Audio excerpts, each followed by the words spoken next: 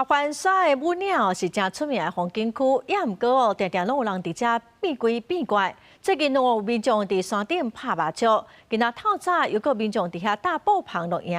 若去互查着，是拢会受到处罚。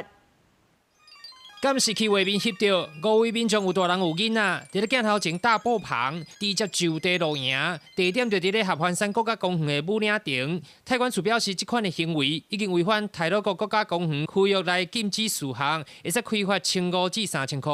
依据内政部公告，太鲁阁国家公园区域内禁止事项第6点规定，禁止未经核准于指定地区以外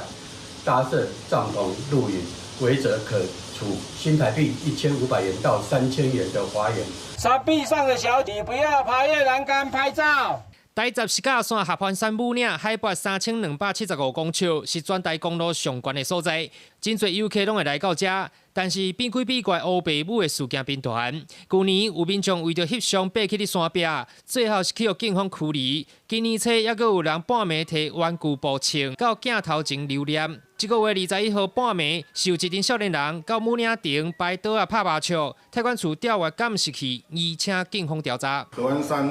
武岭亭有打麻将行为，本大队目前已掌握3男1女身份，查处有赌博行为，违者成立公然赌博罪，可处新台币5万元以下罚金。 台管处甲警方强调，公共场所拍麻雀已经初步掌握3男1女，除了同款会使以台鲁国国家公园区域内禁止事项开罚，还佫涉犯公然跋筊罪，会使处5万块以下罚金。呼吁民众一定要尊重自然环境甲园区的规范。公司新闻南投报道。